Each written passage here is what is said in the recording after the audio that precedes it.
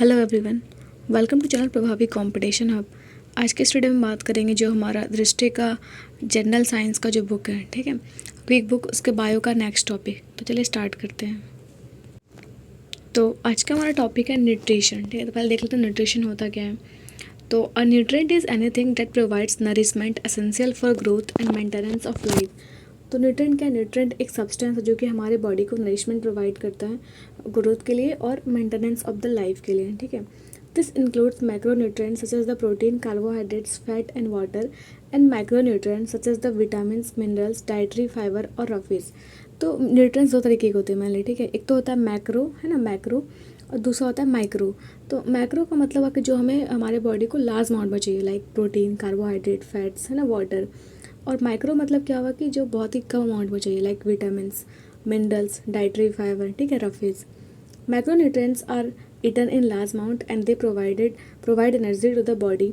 तो जो जितने भी मैक्रोन्यूट्रिएंट्स हैं, ठीक है, वो हमारे बॉडी को लार्ज अमाउंट में चाहिए और वो हमारे बॉडी को एनर्जी प्रोवाइड करते हैं। लेकिन जितने भी माइक्रोन्यूट्रिएंट्स हैं जो कि हम बहुत ही कम अमाउंट में चाहिए, are taken in small doses and are vital to healthy development, disease prevention and well being. तो माइक्रोन्यूट्रिएंट का सिंपली ये काम है कि वो हमारे बॉडी को हेल्दी रखने में हेल्प करता है और डिजीज़ से प्रिवेंट करता है हमें, और हमारे बॉडी को वेल रखता है, ठीक है, वेल बीइंग में हेल्प करता है। तो हम लोग अलग से पढ़ेंगे अब मैक्रोन्यूट्रिएंट्स के बारे में। तो इसमें फर्स्ट है कार्बोहाइड्रेट्स। तो carbohydrates are organic compounds made up of carbon, hydrogen and oxygen in the ratio 1:2:1। तो कार्बोहाइड्रेट क्या है? एक ऑर्गेनिक कंपाउंड है। ऑर्गेनिक कंपाउंड का मतलब है जो कि सिर्फ कार्बन, हाइड्रोजन और ऑक्सीजन का बना हो, ठीक है। तो और ये किस रेशियो में होता है? 1:2:1 के रेशियो में। इसको ऐसे लिख सकते हैं 6:12:O6, इस फॉर्म में होता है ये, ठीक है। ये एक्चुअल फॉर्मूला होता है कार्बोहाइड्रेट का। Carbohydrate are digested and broken down into glucose before entering the blood stream. तो कार्बोहाइड्रेट जो है वो ब्लड स्ट्रीम में जाने से पहले डाइजेस्ट होता है, ठीक है। अलग अलग मॉलिक्यूल्स में ब्रोकन डाउन होता है ग्लूकोज, ठीक है। Glucose in the blood is taken up into the body cell and use to produce a fuel molecule call adenosine triphosphate. और ये जो ग्लूकोज है, ठीक है, ग्लूकोज जो है वो हमारे ब्लड में जाता है, बॉडी सेल्स में वो एब्जॉर्ब होता है और ये यूज़ होता है किसमें? यूज़ होता है, ठीक है। और इस किस फॉर्म में रहता है हमारे बॉडी में? एडेनोसाइन ट्राइफॉस्फेट के फॉर्म में, एटीपी के फॉर्म में। Cells can then use ATP to power a variety of metabolic task. और जो सेल है ना वो एटीपी मीन्स एडेनोसाइन ट्राइफॉस्फेट का यूज़ करके अलग अलग मेटाबॉलिक एक्टिविटीज़ को परफॉर्म करते हैं। One of the primary function of carbohydrate is to provide the body with energy and are essential for proper body function. तो मेन फंक्शन क्या है कार्बोहाइड्रेट का? ये हमारे बॉडी को एनर्जी प्रोवाइड करता है, ठीक है, और ये हमारे बॉडी के प्रॉपर फंक्शन के लिए भी बहुत ज़रूरी है। The main sources of carbohydrates are cereals like wheat, rice, maize, pasta, bread, fruit, potatoes, sugar, rich foods एटेसिव। तो कार्बोहाइड्रेट्स के मेन सोर्स क्या क्या है? सीरियल्स लाइक व्हीट हो गया, राइस, मेज, पास्ता, है ना, bread, fruit, potatoes, sugar rich foods, ये सारे कार्बोहाइड्रेट के मेन सोर्स हैं। On the basis of the number of their chemical structure and the number of forming units, carbohydrates can be classified into simple and complex carbohydrates। अगर हम carbohydrates को broadly देखें तो उसके केमिकल स्ट्रक्चर है ना, किस किस यूनिट से वो बन रहा है, उसका क्या स्ट्रक्चर है, ठीक है। इस तरीके से हम कार्बोहाइड्रेट को दो पार्ट में डिवाइड करते हैं। एक को कहते हैं सिंपल, दूसरा क्या होता है? कॉम्प्लेक्स। अब हम पढ़ते हैं सिंपल कार्बोहाइड्रेट्स के बारे में। तो simple carbohydrates are made up of 1 or 2 sugar molecule which are broken down quickly by the body to be used as energy. तो सिंपल कार्बोहाइड्रेट जो है वो एक या एक से अधिक शुगर मॉलिक्यूल का बना होता है जो कि फिर ब्रेक डाउन होकर यूज़ होता है किसमें? एनर्जी के फॉर्म में।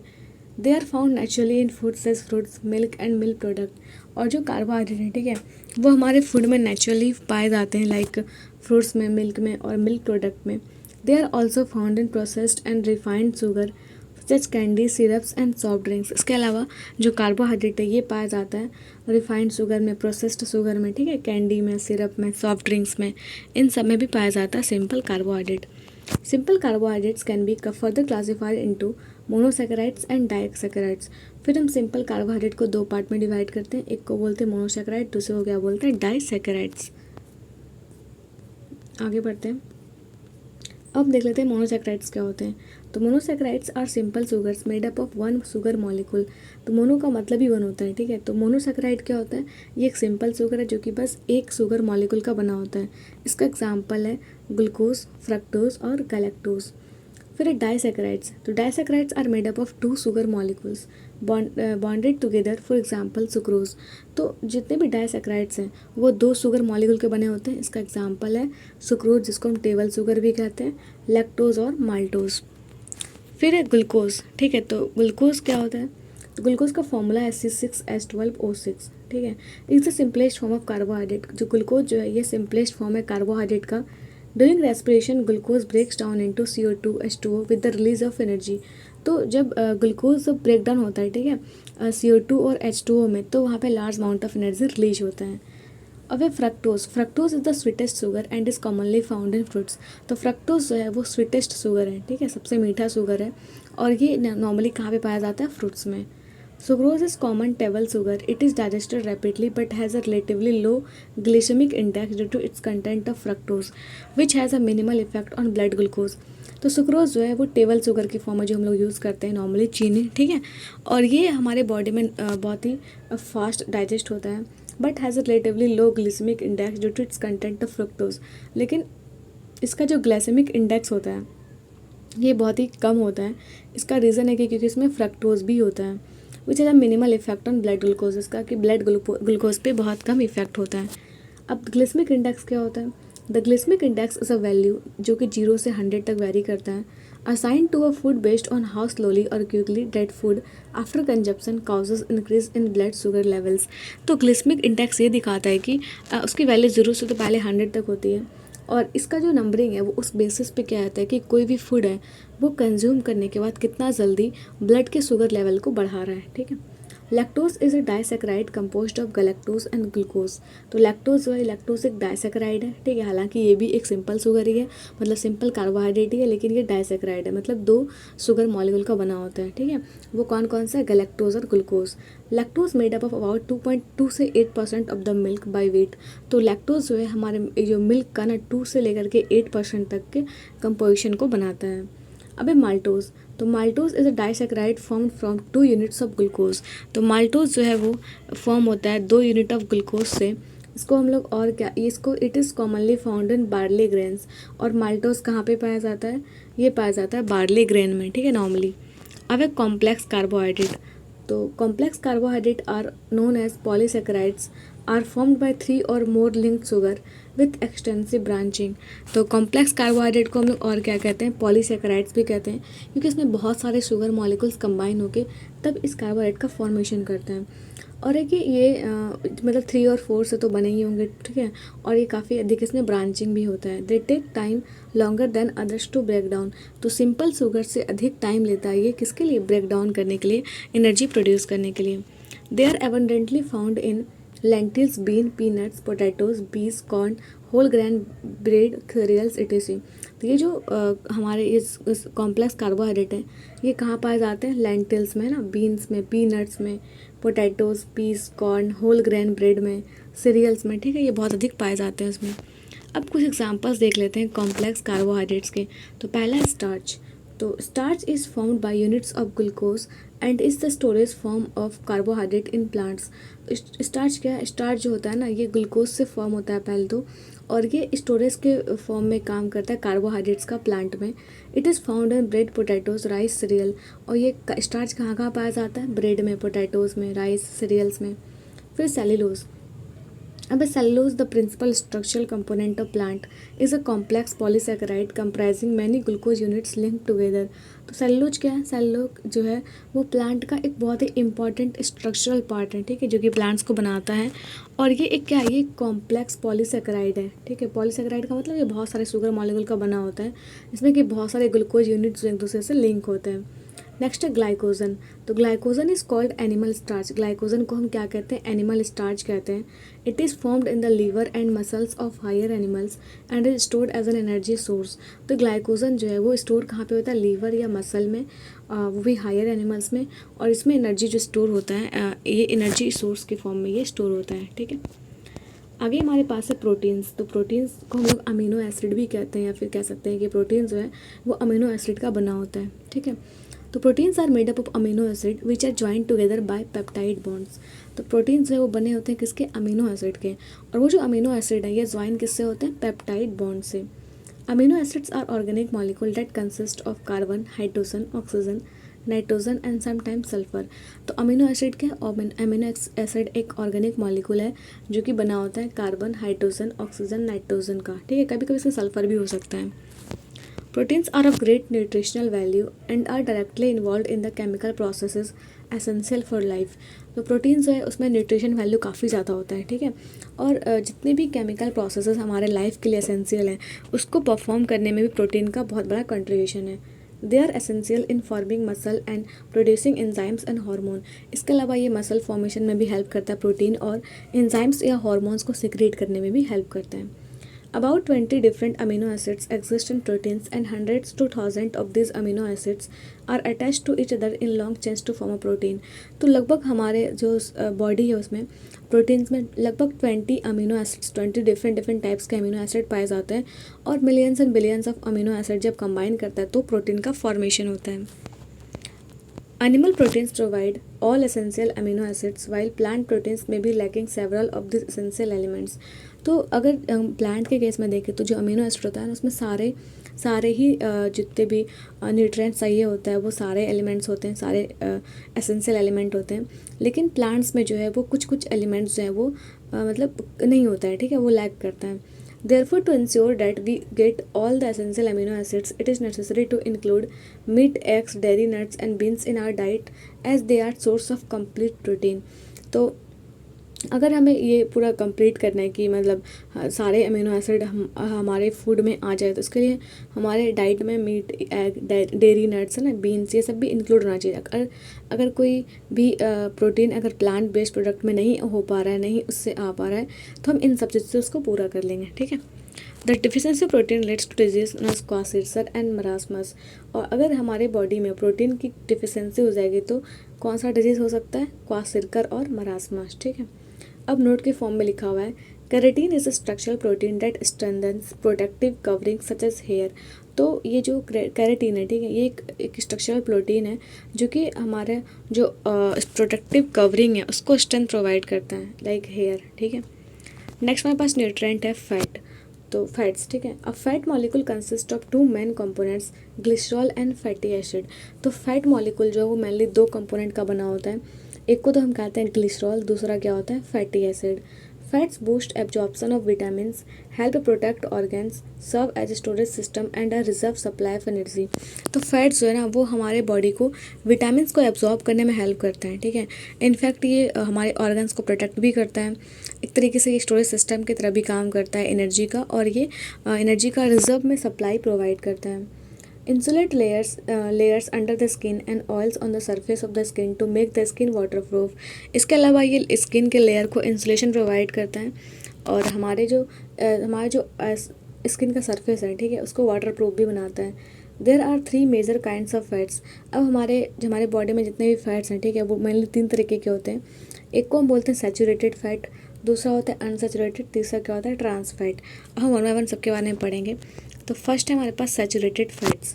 They are generally solid at room temperature. जितने भी सैचुरेटेड फैट्स हैं, ठीक है, वो रूम टेम्परेचर पे क्या होते हैं? सॉलिड फॉर्म में एग्जिस्ट करते हैं। Common examples of saturated fats are butter and coconut oil. तो कुछ एग्जाम्पल सैचुरेटेड फैट्स के हैं, बटर और coconut oil. Saturated fats are ideal for cooking because of their natural ability to withstand heat without being damaged। तो saturated fat जो है ना उसको हम कुकिंग पर्पसेस के लिए ज़्यादा यूज़ करते हैं, क्योंकि ये जो है हीट या फिर कोई भी डैमेज को ईजिली मतलब काउंटर कर पाते हैं, ठीक है।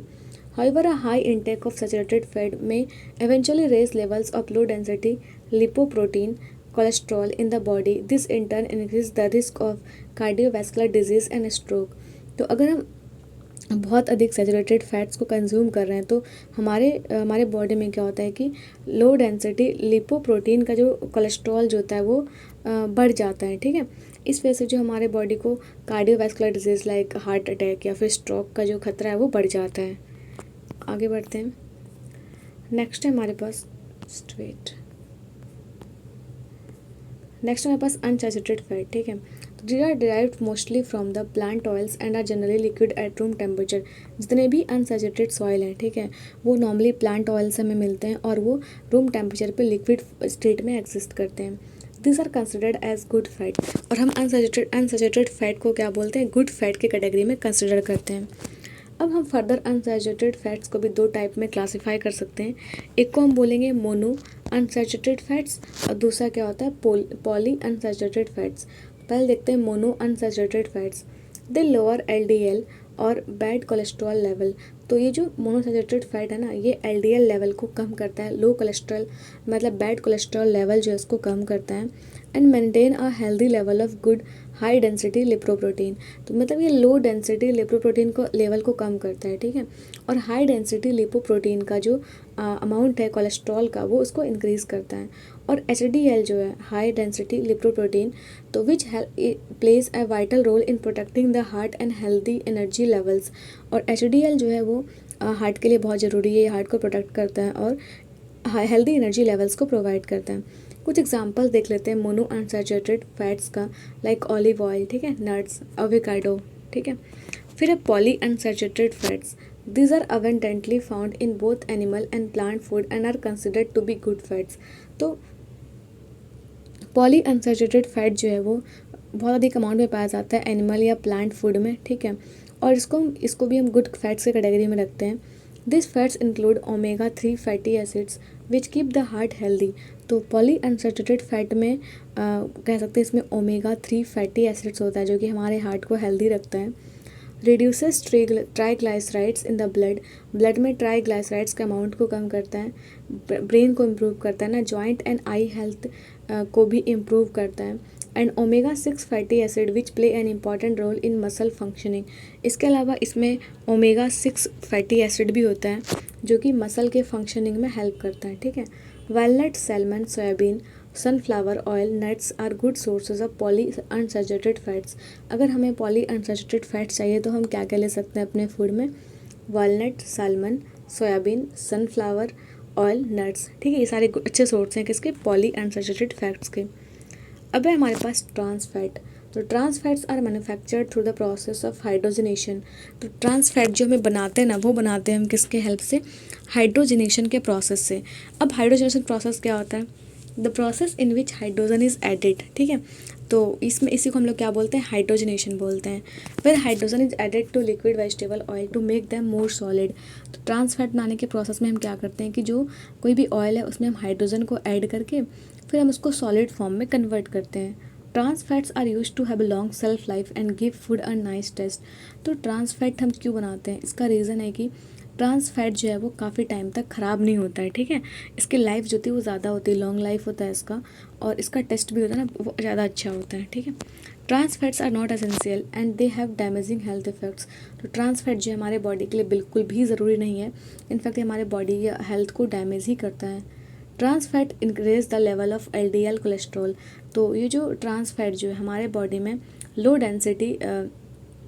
लो डेंसिटी कोलेस्ट्रॉल को जो ना वो मतलब बढ़ा देता है। And lower the levels of HDL cholesterol. और HDL cholesterol high density लिगो cholesterol का जो लेवल है वो कम कर देता है, ठीक है।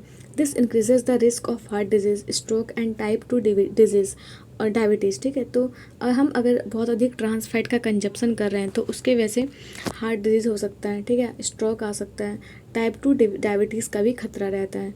Sources of trans fat include fried foods जैसे French fries, doughnuts, pastries, biscuit and other baked goods.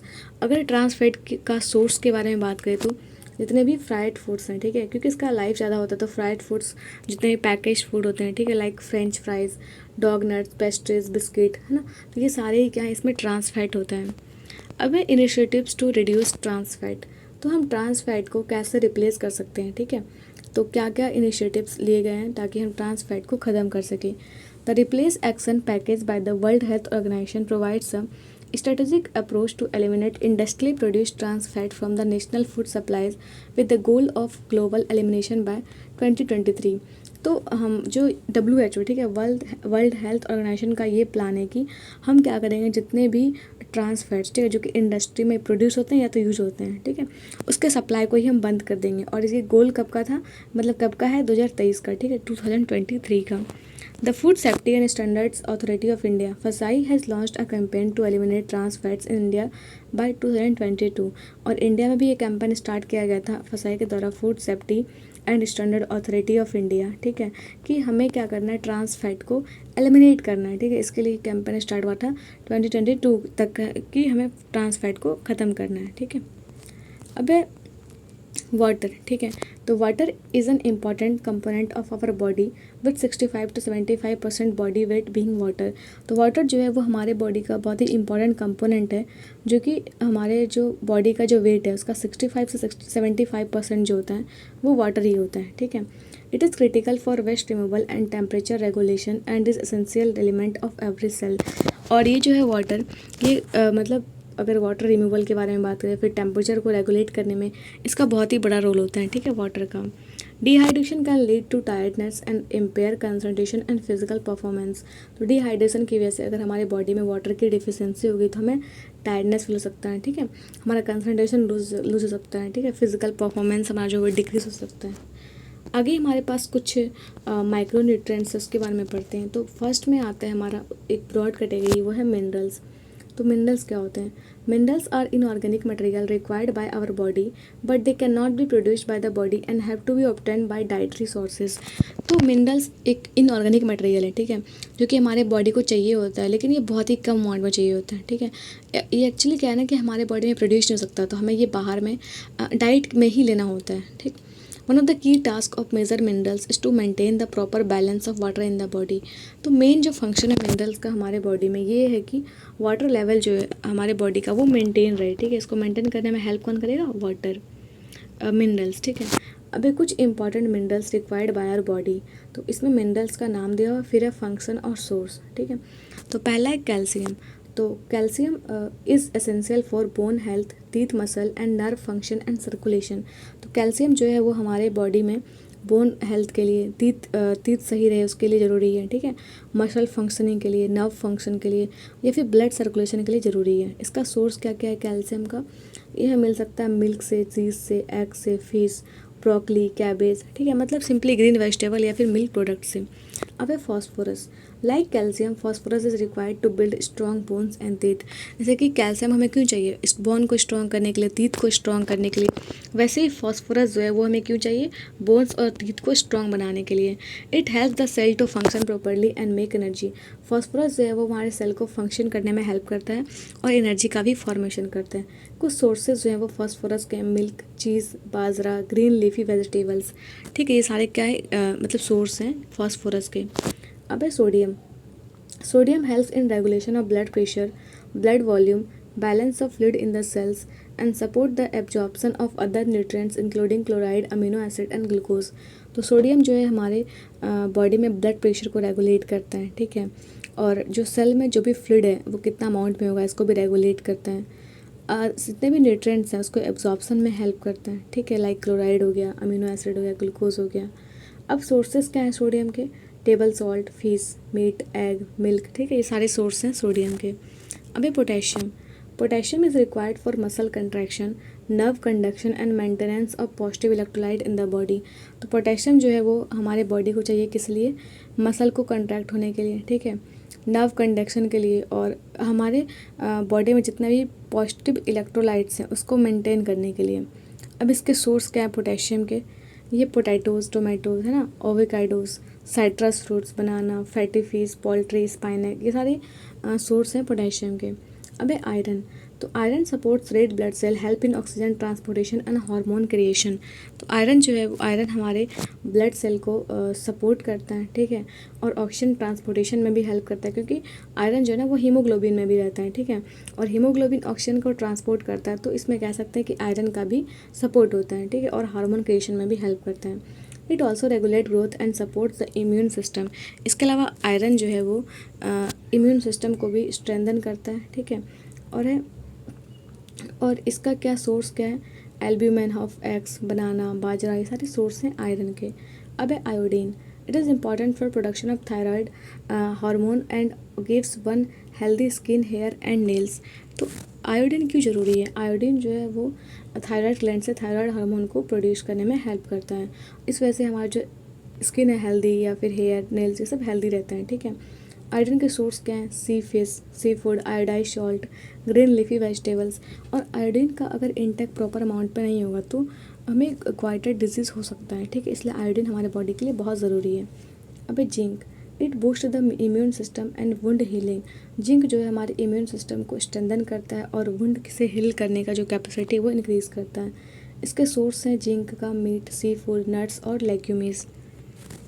आगे हमारे पास है विटामिन्स, ठीक है। Vitamins are organic compound and an essential macronutrient that the body needs in small amount. तो vitamin क्या है? Vitamin एक ऑर्गेनिक कंपाउंड है जो कि हमें एक तो पहले ये माइक्रोन्यूट्रिएंट है, ये हमारे बॉडी को बहुत कम अमाउंट में चाहिए होता है, ठीक है। They do not provide calories to the body but help in regulating chemical reactions in the metabolism of the body। तो विटामिन से जो है, विटामिन से हमें एनर्जी नहीं मिलता, ठीक है, इससे कैलोरी हमें नहीं मिलता, लेकिन ये अलग अलग केमिकल रिएक्शंस लाइक अलग अलग केमिकल रिएक्शंस हमारे बॉडी में हो रहे हैं, ठीक है, उसको कराने में विटामिन का बहुत बड़ा हेल्प है। On the basis of solubility vitamins are of 2 types. अगर हम विटामिन के सॉल्युबिलिटी के बेसिस पे बात करें तो उसको हम 2 पार्ट में डिवाइड कर सकते हैं। एक तो होता है फैट सॉल्युबल विटामिन, दूसरा होता है वाटर सॉल्युबल विटामिन्स। अब तो फैट सॉल्युबल क्या है? This are absorbed along with the fats in the diet and can be stored in the body's fatty tissues. तो फैट सॉल्युबल विटामिन जो है ना, वो जितने भी जब हम फैट लेते हैं डाइट में तो उस टाइम में भी आ सकता है, और इसको ये हमारे बॉडी में स्टोर हो सकता है, ठीक है। स्टोर कहाँ पे होगा? वो फैटी टिश्यूज़ में, ठीक है। और फैट सॉल्युबल विटामिन का एग्जांपल है विटामिन ए, डी, ई और के। अब water soluble vitamin, these are packed into the watery portions of the foods. तो वाटर सॉल्युबल विटामिन कहाँ पे होता है? जो हमारे फूड का जो वाटर वाला पोर्शन है वहाँ पे। These are absorb directly into the blood stream as food is broken down during digestion और एज अ सप्लीमेंट डिजॉल्व्स। तो ये जो फूड है ना, ये पहले तो एब्जॉर्ब होगा कहाँ से? ब्लड स्ट्रीम से, ठीक है, फूड में। फिर वो डाइजेशन के टाइम मतलब टूटेगा, ब्रोकन डाउन होगा, फिर ये जो है वाटर में डिज़ोल्व हो जाएगा। और इसमें एग्जांपल कौन कौन से इसके? विटामिन बी और सी, ठीक है, वाटर सॉल्युबल के। आगे हमारे पास in general our body does not produce vitamin except for vitamin D and K. तो हमारा जो बॉडी है वो खुद से विटामिन का प्रोड्यूस नहीं करता है, सिवाय 2 के, ठीक है। वो कौन कौन सा? विटामिन डी और के, बस इसको प्रोड्यूस करते हैं। Vitamin D is synthesized in our body through skin at the time of exposure to sunlight like UV rays. तो विटामिन डी जो है हमारे बॉडी में कब बनता है? जब हमारा जो स्किन है वो सनलाइट से एक्सपोज होता है, ठीक है। And vitamin K is synthesize in our large intestine by bacteria and then absorb in the body. और विटामिन की जो है हमारे बॉडी में लार्ज इंटेस्टाइन में सिंथेसाइज होता है बैक्टीरिया के थ्रू, और फिर हमारे बॉडी में वो एब्जॉर्ब होता है। Vitamin B12 is generally absent in plant food while animal products such as the fish, meat, poultry, eggs, milk, etc. are good source of it। तो विटामिन B12 जो है हमारे प्लांट फूड में वो एब्सेंट होता है, ठीक है, लेकिन एनिमल प्रोडक्ट्स लाइक फिश हो गया, मीट हो गया, पोल्ट्री, एग्स हो गया, ठीक है, मिल्क हो गया, इनमें विटामिन B12 अच्छे से मतलब काफ़ी अच्छे अमाउंट में होता है, ठीक है। अब difference between vitamin and minerals. अब विटामिन और मिनरल में डिफरेंस क्या है? मेन डिफरेंस क्या है? दोनों तो माइक्रोन्यूट्रिएंट हैं, दोनों में डिफरेंस क्या है? Vitamin are organic and can be broken down by heat. पहली बात तो विटामिन क्या है? एक ऑर्गेनिक कंपाउंड है, लेकिन मिनरल्स है वो इनऑर्गेनिक होता है, ठीक है।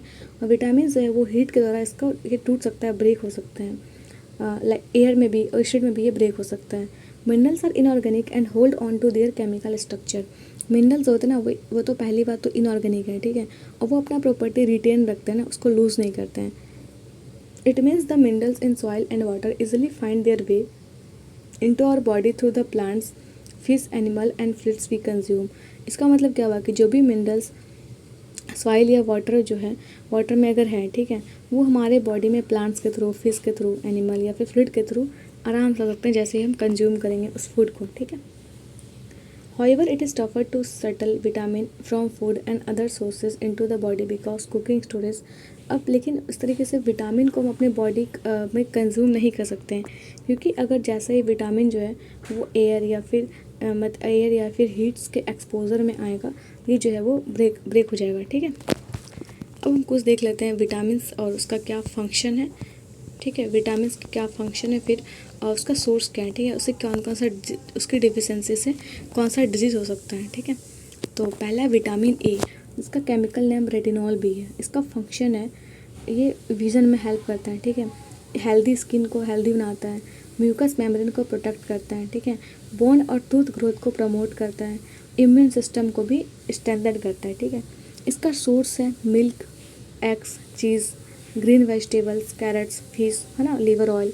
इसकी डिफिशेंसी से, विटामिन ए की डिफिशेंसी से हमें कौन सा डिजीज़ हो सकता है, जेरोप्थेल्मिया, ठीक है, और नाइट ब्लाइंडनेस। अब विटामिन B1 जिसका केमिकल नेम है थायमीन, इसका फंक्शन है, ये हमारे बॉडी में जितने भी मेटाबॉलिज्म एक्टिविटीज़ होते हैं या फिर नर्व फंक्शन होते हैं उसके लिए ज़रूरी है।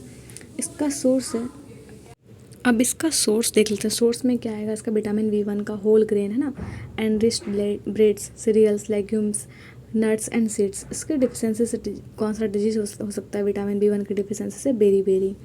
अब विटामिन B2 जिसको हम लोग राइबोफ्लेविन भी कहते हैं, इसका फंक्शन है कि एनर्जी मेटाबॉलिज्म के लिए, ठीक है, नॉर्मल विज़न के लिए, स्किन हेल्थ के लिए ज़रूरी है। इसका सोर्स है मीट, मिल्क, ग्रीन वेजिटेबल्स। इसकी डिफिशेंसी से, विटामिन B2 की डिफिशेंसी से कौन सा डिजीज़ होता है, cracking of skin and tongue और रेडिश आई। नेक्स्ट हमारे पास विटामिन B3 जिसको केमिकल नेम है नाइसिन। ये क्यों ज़रूरी है हमारे बॉडी में, एनर्जी मेटाबॉलिज्म है, ठीक है, और ये इंपॉर्टेंट है नर्वस सिस्टम के लिए, डाइजेस्टिव सिस्टम के लिए और स्किन हेल्थ के लिए। ये हमें मिलता कहाँ से, मीट, मिल्क, टोमेटोज़ और नट्स से। इसकी डिफिशेंसी से मेंटल रिटार्डनेस और वाइटनिंग ऑफ हेयर हो सकता है, ठीक है, विटामिन B3 की कमी से। अब विटामिन B5 जिसको हम लोग पेंटोथेनिक भी एसिड भी कहते हैं, इसका केमिकल नेम है, ये ज़रूरी है एनर्जी मेटाबॉलिज्म के लिए। ये हमें मिलता कहाँ है, potato, tomato, nuts, leafy vegetable और मीट में। इससे इसकी डिफिशेंसी से कौन सा डिजीज़ हो सकता है, फटीग, इंसोम्निया, डिप्रेशन, ठीक है। अब ये विटामिन B6 जिसका केमिकल नेम पायरिडॉक्सिन है, ठीक है, ये क्यों चाहिए हमारे बॉडी को, ये प्रोटीन मेटाबॉलिज्म में हेल्प करता है और ये रेड ब्लड सेल के फॉर्मेशन में भी हेल्प करता है। इसका सोर्स है मीट, लीवर, ग्रेन्स, और इसकी डिफिशेंसी से क्या होता है, स्किन डिजीज़, ठीक है। फिर विटामिन B7 जिसको हम लोग केमिकल नेम बायोटीन है, और ये भी हमारे बॉडी को एनर्जी मेटाबॉलिज्म के लिए चाहिए होता है। इसका जो सोर्स है वो है मीट, एग्स, लीवर और मिल्क। और ये क्यों क्यों ज़रूरी है हमारे बॉडी के लिए, है ना। अगर इसकी डिफिशेंसी होगी तो क्या हो सकता है, पैरालिसिस हो सकता है, ठीक है, हेयर फॉल, स्किन और नेल प्रॉब्लम, ये सारे हो सकते हैं। अब विटामिन B9 इसका केमिकल नेम फॉलिक एसिड भी होता है। ये क्यों ज़रूरी है, इसका फंक्शन है कि DNA को फॉर्मेशन में ये हेल्प करता है, ठीक है, और न्यू सेल के फॉर्मेशन में, लाइक रेड ब्लड सेल का जब फॉर्मेशन होता है तो उसमें विटामिन B9 का बहुत अच्छा फंक्शन होता है, ठीक है, इंपॉर्टेंट फंक्शन होता है। इसका सोर्स क्या है, पल्स, एक्स। इसकी डिफिशेंसी से क्या हो सकता है, एनीमिया और बर्थ डिफेक्ट्स। अब विटामिन B12 जिसको हम लोग साइनोकोबालामिन भी कहते हैं, ये क्यों ज़रूरी है, न्यू सेल के फॉर्मेशन के लिए और नर्व फंक्शन के लिए ये ज़रूरी है। इसका सोर्स है फिश, मीट, एग्स और डेयरी प्रोडक्ट। और ये हमें मिलता कहाँ से है, मतलब इसकी डिफिशेंसी से क्या हो सकता है, एनीमिया, न्यूरोलॉजिकल इम्पेयरमेंट्स, स्टोमक और इंटेस्टाइन प्रॉब्लम्स। अब विटामिन C का केमिकल नेम है एस्कॉर्बिक एसिड। ये क्यों चाहिए होता है, ये चाहिए होता है ना प्रोटीन मेटाबॉलिज्म के लिए, और इम्पॉर्टेंट है ये किसके लिए, हेल्दी इम्यून सिस्टम के लिए। ये आयरन एब्जॉर्प्शन में भी हेल्प करता है, ठीक है। इसका सोर्स है fruits and vegetable, specially citrus fruit like lemon, orange, tomato, potato, papaya, mangoes, ठीक, जितने भी साइट्रस फ्रूट्स हैं उन सब में क्या होता है, विटामिन C होता है। और इसकी डिफिशेंसी से कौन सा डिजीज़ हो सकता है, स्कर्वी, ठीक है। आगे हमारे पास है विटामिन D। तो विटामिन D जो है ये हेल्दी बोन का बनाता है, ये मसल और नर्व फंक्शन के लिए भी ज़रूरी है विटामिन D। ये मिलता कहाँ से हमें, सैल्मन और सनलाइट से। इसकी डिफिशेंसी से क्या होता है, बोन डिजीज़, है ना, लाइक रिकेट्स हो गया। अब विटामिन E जिसको हम लोग जिसका केमिकल नेम टोकोफेरॉल भी है, ये एक एंटीऑक्सीडेंट है और ये हमारे सेल वॉल को प्रोटेक्ट करता है, ठीक है। ये मिलता कहाँ से हमें, लीफी वेजिटेबल लाइक मिल्क, जितने भी ग्रीन वेजिटेबल है उसमें मिलता है, ठीक है, मिल्क में होता है, बटर में, स्पॉटेड व्हीट में। और ये हेल्प कर इसकी डिफिशेंसी से क्या हो सकता है, मस्कुलर स्वेलिंग, ठीक है, स्टेरिलिटी, लेस फर्टिलिटी। अब विटामिन K जिसका साइंटिफिक नाम होता है फ्यूलोक्विनोन, ये हमारे बॉडी में ब्लड क्लोटिंग के लिए बहुत इंपॉर्टेंट है। अगर किसी का ब्लड क्लोट नहीं हुआ, इसका मतलब सिंपल सा मतलब है कि उसको में विटामिन K का डिफिशेंसी है। और ये पाया कहाँ जाता है, मिलता कहाँ से हमें, ग्रीन लीफी वेजिटेबल से, कैबेज से, टोमेटो और मिल्क से। और इसकी डिफिशेंसी से ब्लड जो है क्लोट नहीं होगा। आगे हमारे पास है डाइटरी फाइबर और रफेज, इसके बारे में पढ़ लेते हैं, ठीक है। रफ या फिर हम बोल सकते हैं फाइबर। तो ये है कि dietary fibre is the indigestible portion of food derived from plants. तो ये जो डाइटरी फाइबर है, ठीक है, ये इनडाइजेस्टेबल पोर्शन है, मतलब ये हमारे बॉडी में फूड जो डाइजेस्ट नहीं होता है। It can not be digested by our body enzyme but help food pass from the gut and prevents constipation. लेकिन इसका तो हमारे बॉडी में एब्जॉर्प्शन तो नहीं होता है, ठीक है, डाइजेस्ट तो नहीं हो पाता, लेकिन ये हमारे बॉडी में फूड को गट से पास ऑन करता है, ठीक है, और कॉन्स्टिपेशन को प्रिवेंट करता है। Food rich in fibre include whole meal bread, bran, cereals, fresh fruit and vegetable. और ये जो मतलब फाइबर वो कहाँ पे पाया जाता है, मतलब ब्रेड में, ठीक है, इसमें कि ब्रान होता है, सीरियल्स, फ्रेश फ्रूट में पाया जाता है, वेजिटेबल्स में पाया जाता है ये चीज़, ठीक है। आगे बढ़ते हैं हमारे पास, तो कुछ विटामिन का नाम दिया हुआ है, ठीक है, तो पहले प्रैक्टिस क्वेश्चन कर लेते हैं। फर्स्ट क्वेश्चन है हमारा, match list 1 and list 2 and select the correct answer using the codes given below in the list, ठीक है। तो पहला हमारे पास है कि विटामिन ए, ठीक है, तो विटामिन ए का जो केमिकल नाम क्या है, रेटिनॉल, ठीक है। इसकी डिफिशियंसी से क्या होता है, ज़ेरोप्थेल्मिया, ठीक है, अभी हमने पढ़ा था क्या होता है ज़ेरोप्थेल्मिया, या फिर नाइट ब्लाइंडनेस भी होता है, ठीक है। तो इसका जो होगा ए का 4 होगा, ठीक है। तो ये ए और ये तो पहले ख़त्म हो गया, ए और सी, ठीक है। अब है कि विटामिन B3, इसको हम लोग नाइसिन भी कहते हैं, इसके डिफिशियंसी से कौन सा होता है डिजीज़, ठीक है। तो इसके वजह से होता है वाइटनिंग ऑफ हेयर, ठीक है। तो बी का क्या होगा 3, ठीक है। तो ये ऑप्शन नंबर डी जो होगा वो करेक्ट होगा। और फिर विटामिन B9 की डिफिशियंसी से क्या होता है, एनीमिया, ठीक है। और विटामिन के की कमी से non clotting of blood clot नहीं करता। इसका आंसर क्या होगा, ऑप्शन नंबर डी, ठीक है। विच of the following is not a source of nutritional iron. तो कौन सा जो है इसमें से न्यूट्रिशनल आयरन का सोर्स नहीं है, ठीक है। तो इसका आंसर कौन सा होगा, साइट्रस फ्रूट से हमें क्या मिलता है, विटामिन सी मिलता है, ठीक है, ना कि आयरन मिलता है। आगे कंसिडर द फॉलोइंग स्टेटमेंट। पहला हमारे पास स्टेटमेंट है, trans fat lower the levels of low density lipoprotein LDL cholesterol and raise the level of high density lipoprotein cholesterol, ठीक है। तो ट्रांस फैट जो है वो क्या करता है, लो डेंसिटी लिपोप्रोटीन को मतलब कम करता है, और ये हाई डेंसिटी लिपोप्रोटीन को, कोलेस्ट्रॉल को बढ़ाता है, ठीक है। तो ये तो उल्टा लिख दिया है, ठीक है, जबकि ये हाई डेंसिटी को कम करता है और लो डेंसिटी लिपोप्रोटीन को बढ़ाता है, ठीक है। तो ये तो फर्स्ट तो गलत हो गया। अब है कि sources of monounsaturated fats include olive oil, nuts etc। तो ये जो सोर्स है, ठीक है, वो मतलब ये जो सोर्स है किसका, मोनोसैचुरेटेड फैट्स का, वो ऑलिव ऑयल है, नट्स है। तो ये बिल्कुल सही है, ठीक है। तो इसका जो ऑप्शन होगा वो बस 2 सेकंड नंबर सही है, क्योंकि यहाँ पे करेक्ट पूछ रहा था। विच of the following is the source of omega-3 fatty acid. तो omega-3 फैटी एसिड का सोर्स कौन सा है, तो omega-3 फैटी एसिड का सोर्स है फिश ऑयल, ठीक है, कौन सा होगा, फिश ऑयल। नेक्स्ट क्वेश्चन है हमारे पास, which of the following constituent of food is indigestible. तो कौन सा कॉन्स्टिट्यूएंट जो है वो फूड का, इसको हम डाइजेस्ट नहीं कर पाते हैं। प्रोटीन को तो कर लेते हैं, ठीक है, विटामिन को भी कर पाते हैं, मिनरल्स को भी कर पाते हैं, बट फाइबर को हम डाइजेस्ट नहीं कर पाते हैं। तो आई होप आपको समझ में आया होगा। हम लोग नेक्स्ट वीडियो में बात करेंगे ह्यूमन डिजीज़ के बारे में। तो thank you so much and have a nice day.